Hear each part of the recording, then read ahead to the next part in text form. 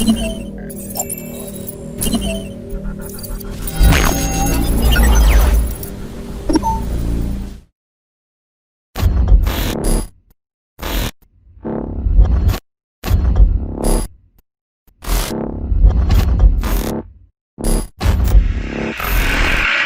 Fakrul Razi, saya berasal dari Prodi Teknik Pertambangan. Nama saya Radila Yasmin dari Teknik Pertambangan. Nama saya Ryan Mulya Mawas, saya berasal dari Prodi Teknik Pertambangan. Kenalkan, nama saya Ayu Putri Miranda, saya dari Prodi Teknik Pertambangan. Saya Najwa Salsabila Miraza dari Prodi Teknik Pertambangan. Perkenalkan, nama saya Raihan Syakirah dari Prodi Teknik Pertambangan. Nama saya Astro Waldian Syabda dari Prodi Teknik Pertambangan. Perkenalkan, nama saya Muhammad Tirta Guna Ramadan. Saya berasal dari Prodi Teknik Pertambangan. Nama saya Maulana Khalis Ramadan dari Prodi Teknik Pertambangan. Perkenalkan, nama saya Amelia dari Prodi Teknik Pertambangan.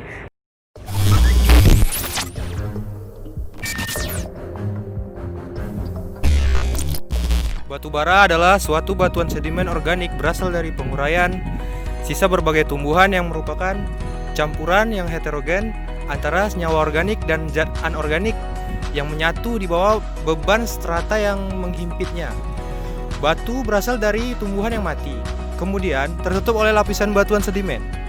Ketebalan timbunan itu lama-kelamaan akan menjadi berkurang karena adanya pengaruh suhu dan tekanan yang tinggi.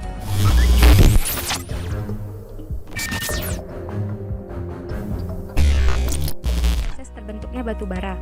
Proses terbentuknya batu bara dimulai dari bahan organik. Batu bara memiliki kualitas yang berbeda-beda, tergantung dengan suhu, tekanan, serta waktu pembentukannya. Batu bara diawali oleh tumbuhan yang mati dan mengendap. Berikut ini proses yang dilalui endapan sisa-sisa tumbuhan sampai menjadi batu bara berkualitas tinggi. Yang pertama, proses biokimia. Batu bara berawal dari sisa-sisa tumbuhan atau pohon yang telah mati. Tumbuhan dan pohon tersebut kemudian mengalami proses biokimia, lalu berubah menjadi gambut. Pada proses kedua ini dinamakan diagnesis. Sisa tumbuhan dan pohon yang menjadi gambut kemudian mengalami proses diagenesis. Proses tersebut menjadi gambut menjadi batu bara muda atau lignin. Yang ketiga, tekanan tanah batu bara muda. Batu bara muda, lignin atau brown coal yang terkubur menerima tekanan dari tanah. Dalam tekanan tanah tersebut terjadi peningkatan suhu. Peningkatan suhu terjadi secara terus-menerus dalam waktu jutaan tahun. Setelah itu, batu bara muda akan berubah menjadi batu bara subbituminus. Proses kimia dan fisika pada batu bara subbituminus. Saat batu bara muda menjadi batu bara subbituminus, terjadilah peristiwa kimia dan fisika. Setelah itu, batu bara subbituminus lambat laun berubah menjadi batu bara bituminus. Batu bara bituminus, proses kimia masih terjadi saat batu bara subbituminus berubah menjadi batu bara bituminus. Perubahan terjadi pada berbagai aspek. Pemadatan batu bara memulai terjadi. Kandungan karbon juga semakin tinggi. Tingginya kandungan karbon menyebabkan warna batu bara semakin hitam mengkilat. Dalam fase ini, mulailah terbentuk antrasit. Perubahan antrasit yang mendapatkan tekanan dan temperatur semakin lama berubah menjadi meta-antrasit. Yang perlu diketahui adalah proses pembentukan batu bara tidak hanya disebabkan karena proses fisika dan kimia saja, namun juga karena aktivitas biologi di dalam tanah.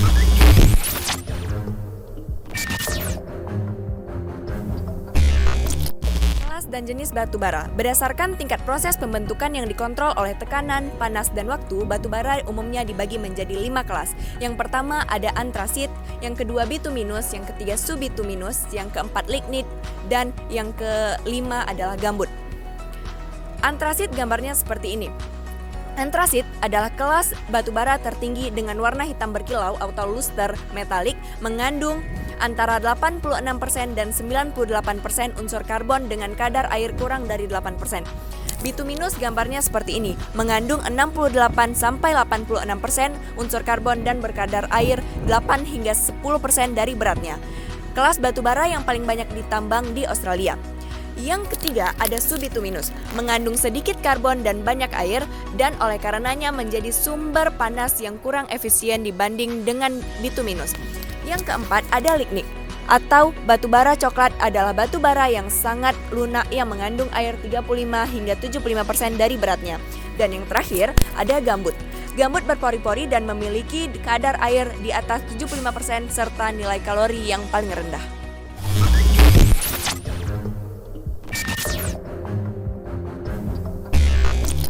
Tahap tahapan dari eksplorasi itu tersendiri.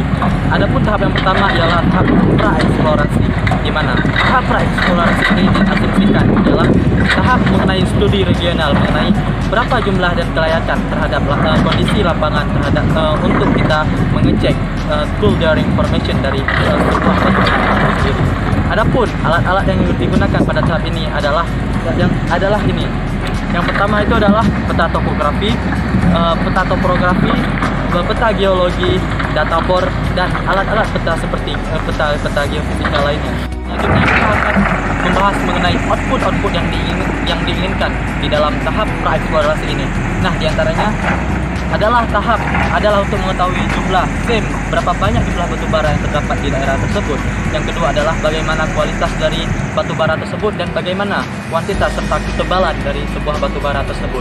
Dan adapun tahapan-tahapan yang harus dilakukan dalam tahapan pra-eksplorasi ini, di antaranya adalah yang pertama adalah tahap perencanaan konseptual.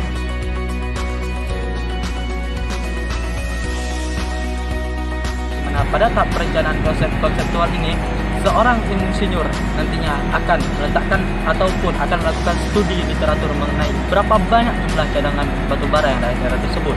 Nah, yang kedua adalah tahap perencanaan detail.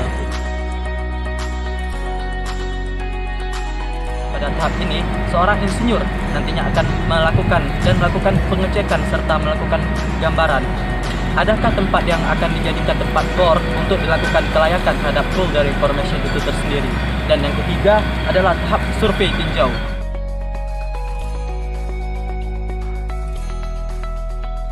Pada tahap survei tinjau ini, seorang insinyur nantinya akan meletakkan peta-peta geofisika serta data-data mengenai data bor. Untuk apa? Untuk nantinya seorang insinyur itu bisa mengetahui adakah bahaya terhadap lapangan, terhadap uji kelayakan lapangan pada daerah tersebut, dan adakah jumlah batu bara yang tersedia begitu banyak di daerah tersebut. Tahapan yang kedua adalah tahap Regional Prospect Area Assessment, di mana pada tahapan ini seorang insinyur yang telah melakukan uji kelayakan pada tahap pertama nantinya akan melakukan sebuah penggambaran terhadap lapangan yang nantinya akan digunakan sebagai tempat pengujian dari pemboran sebuah batu bara. Pada tahap ini seorang insinyur nanti akan melakukan pemboran pada tanah tersebut yang kedalaman mencapai 4 km entry size. Adapun sasaran-sasaran yang akan dilakukan pada tahap ini adalah nantinya seorang insinyur akan menentukan stratifikasi dari folder information, dan yang kedua seorang insinyur nanti akan menentukan korelasi dari tanah tersebut, dan seorang insinyur nanti akan menentukan bagaimana kualitas serta jumlah dari sebuah batu bara tersebut. Nah, selanjutnya ada tahap pemboran, sampel dimensi dan perhitungan cadangan. Kegiatan ini untuk memastikan model endapan untuk mengetahui kuantitas serta kualitas 3 dimensi daripada cadangan itu sendiri. Nah, dilakukan uji sebagai berikut. Pada dasarnya, penambangan 3, penambangan terbuka, penambangan underground, dan penambangan dengan auger. Yang mau kita bahas adalah persiapan dan pembersihan lahan. Biasanya digunakan alat bulldozer reaper dengan mesin pemotong cincau yang akan dibahas nantinya, serta pembuatan akses untuk kemudahan produksi penambangan, seperti akses jalan, pelabuhan, fasilitas komunikasi, dan lainnya. Kemudian yang kedua, ada pemotongan tanah pucuk. Fungsinya agar melindungi tanah, karena nantinya tanah ini digunakan kembali untuk pit, bekas jaringan tambang. Ketiga, ada coal gating. Ini tergantung pada kondisi geologi tempat tersebut. Metode yang digunakan, pertama, ada mountain top removal. Lapisan tanah penutup dapat terkupas seluruhnya sehingga dapat memproduksi 100%. Dan yang kedua, ada area mining untuk menambang endapan batu bara yang dekat permukaan daerah mendatar sampai agak landai. Kemudian yang ketiga, ada open pit untuk endapan yang memiliki kemiringan yang besar dan curam. Untuk material yang lunak dapat langsung dilakukan penggalian. Namun kalau materialnya kuat, maka terlebih dahulu dilakukan peledakan atau blasting. Keempat, ada pengangkutan batu bara. Pengangkutan dari pit ke stockpile seperti gambar berikut.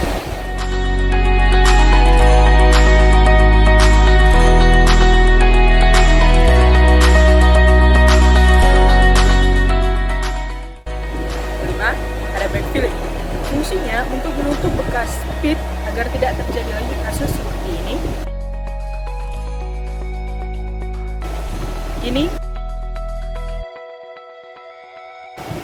dan ini. Yang keenam, ada reklamasi dan penghijauan.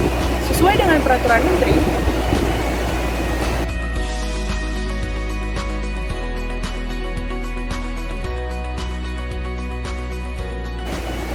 fungsinya untuk pemanfaatan selanjutnya. Kemudian yang ketujuh ada controlling untuk memastikan perencanaan awal apakah sudah sesuai atau belum.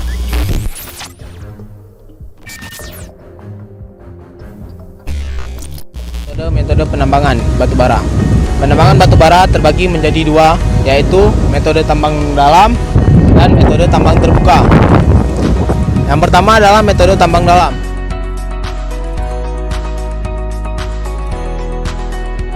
Cara tambang dalam dilakukan dengan pertama kali membuat lubang atau jalan persiapan, baik berupa lubang sumuran ataupun lubang mendatar menuju ke lapisan batubara yang akan kita tambang nantinya.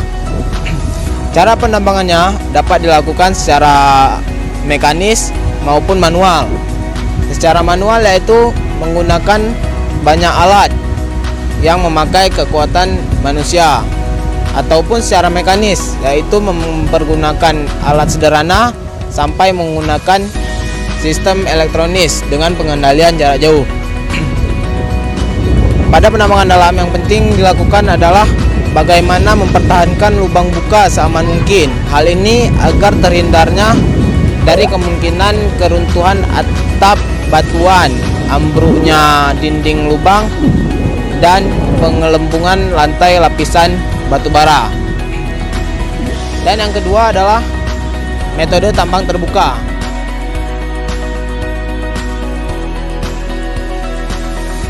Cara tambang terbuka yang pertama kali dilakukan adalah mengupas tanah penutup. Kegiatan tambang dengan metode tambang terbuka relatif lebih mudah karena di sini kita tidak memerlukan lubang yang dalam atau sumur dalam mengambil hasil bumi yang kita inginkan atau menambang batubara. Kita hanya perlu membersihkan batuan-batuan dan tanah di atas permukaan bumi. Pada penambangan berbagai jenis batubara juga memerlukan jenis dan peralatan yang berbeda pula. Kelebihan tambang terbuka dibandingkan dengan tambang dalam adalah relatif lebih aman, relatif lebih sederhana, dan mudah pengawasannya. Pada saat ini sebagian besar penambangan batubara dilakukan dengan metode tambang terbuka.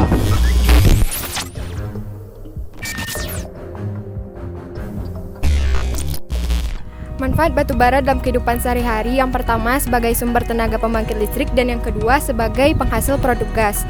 Manfaat batubara yang mungkin sudah banyak diketahui adalah sebagai tenaga pembangkit listrik. Selain Indonesia, batubara juga merupakan bahan bakar utama pada pembangkit listrik di beberapa negara seperti Cina, India, Australia, Jepang, Jerman, dan beberapa negara lain. Batubara sebagai salah satu energi yang dapat menghasilkan suatu produk gas. Alam yang dapat keluar ini berasal dari batubara yang masih ada di dalam tanah. Batubara yang ada di dalam tanah dapat secara langsung menghasilkan gas alam. Selanjutnya, gas alami yang dihasilkan oleh batubara murni tersebut akan diolah di tempat pertambangan dan bisa menjadi berbagai produk, misalnya untuk bahan bakar industri, pembangkit listrik tenaga gas, dan produk hidrogen dan solar. Manfaat batubara bagi industri terbagi menjadi 4. Yang pertama, mendukung produk industri aluminium. Bahan ini dapat kita peroleh sebagai hasil sampingan dari proses oksidasi besi pada aktivitas industri baja.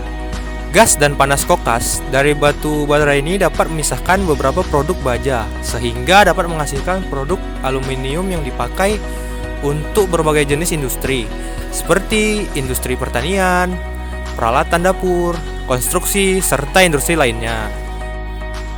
Yang kedua, membantu industri produk baja.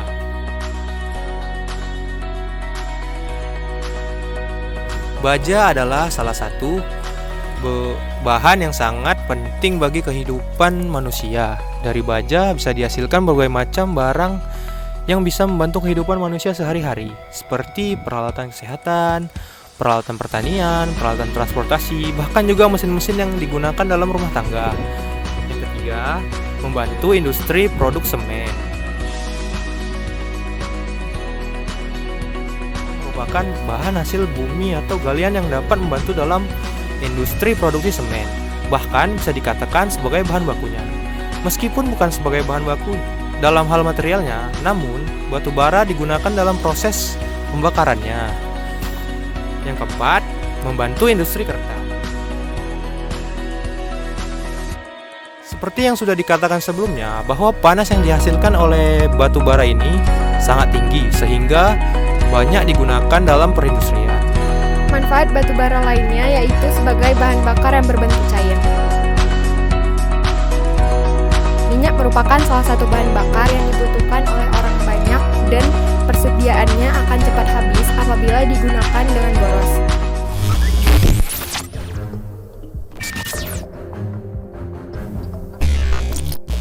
Dan cara kerja. Yang pertama adalah ekavator. Ekavator sendiri merupakan salah satu alat berat multifungsi yang banyak digunakan pada pekerjaan konstruksi dan kehutanan. Kemudian yang kedua ada dump truck, yaitu alat angkut ini banyak dipakai untuk mengangkut seperti tanah, endapan biji, batuan untuk bangunan, dan yang lainnya. Kemudian yang ketiga ada wheel loader. Wheel loader adalah alat yang dilengkapi dengan bucket untuk memuat material ke dalam truk atau aplikasi lain seperti waste handling yang memuat batuan ke dalam penghancuran. Kemudian yang keempat ada bulk conveyor. Conveyor belt merupakan alat yang digunakan untuk memindahkan tanah, kerikil, batuan pecah, dan batuan beton. Kemudian yang kelima ada drag line. Drag line adalah alat untuk menggali tanah dan memuatkan pada alat-alat angkut, misalnya truk atau ke tempat penimbunan yang dekat dengan tempat galian. Kemudian yang terakhir, yang keenam, bulldozer. Bulldozer sendiri merupakan salah satu alat berat yang menggunakan roda. Bisa digunakan dalam menggali atau digging, mendorong, pusing, meratakan, spreading, dan menarik beban.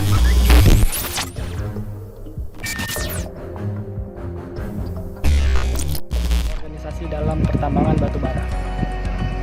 Organisasi adalah sebuah wadah atau tempat berkumpulnya sekelompok orang yang ingin bekerja sama secara sistematis, yang memiliki tujuan yang sama. Dalam hal organisasi ini, saya akan menjelaskan tentang dua hal, yaitu struktur dan sistem organisasi dalam pertambangan batu bara. Struktur adalah sebuah unit kerja dalam organisasi di sebuah perusahaan. Ini dia gambar struktur organisasi dalam pertambangan batu bara.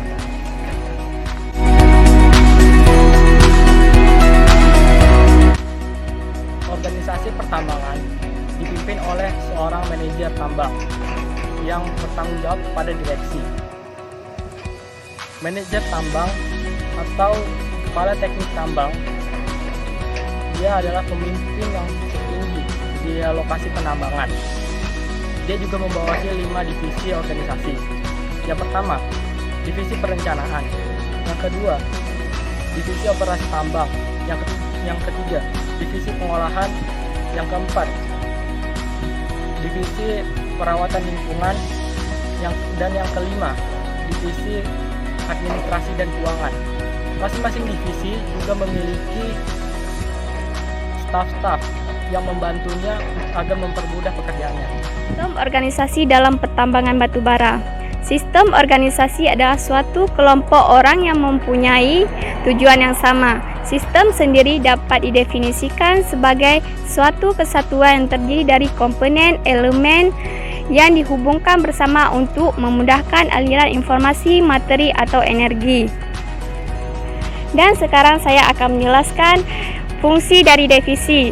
Fungsi dari divisi adalah divisi perencanaan. Divisi perencanaan membantu tugas-tugas manajer dan bertanggung jawab terhadap perencanaan tambang. Laporan produksi harian, mingguan, atau bulanan, menentukan sasaran produksi dan kualitas produk. Divisi ini bertanggung jawab pada perencanaan tambang baik dalam jangka pendek maupun jangka panjang. Yang kedua, divisi operasi tambang. Divisi ini dibagi dua bagian. Bagian pertama, bagian eksplorasi yang bertugas melakukan eksplorasi yang dibantu oleh para staf. Bagian kedua, bagian penambangan adalah yang bertanggung jawab pada pembongkaran, pengangkutan, dan pemuatan serta kualitas dari bahan galian itu sendiri. Yang ketiga, divisi pengolahan. Tugas dari divisi pengolahan antara lain sebagai pengendali mutu yang mempunyai fungsi menganalisa bahan yang akan diolah. Yang keempat, divisi perawatan dan lingkungan. Divisi ini bertanggung jawab terhadap keselamatan dan kesehatan kerja, lingkungan, mencegah dampak negatif yang timbul karena operasi tambang, mengontrol reklamasi dan penghijauan tambang. Perawatan kendaraan ringan dan alat-alat berat, sarana penerangan daerah tambang, bangunan kantor dan pabrik pengolahan. Yang kelima, divisi administrasi dan keuangan. Divisi administrasi keuangan membantu manajer dan bertanggung jawab terhadap kegiatan-kegiatan yang mendukung operasi tambang antara lain keuangan dan pembayaran gaji, administrasi dan surat menyurat, personalia dan umum, security atau satpam, hubungan kepada pemerintah dan masyarakat setempat, pendidikan dan pelatihan tenaga kerja.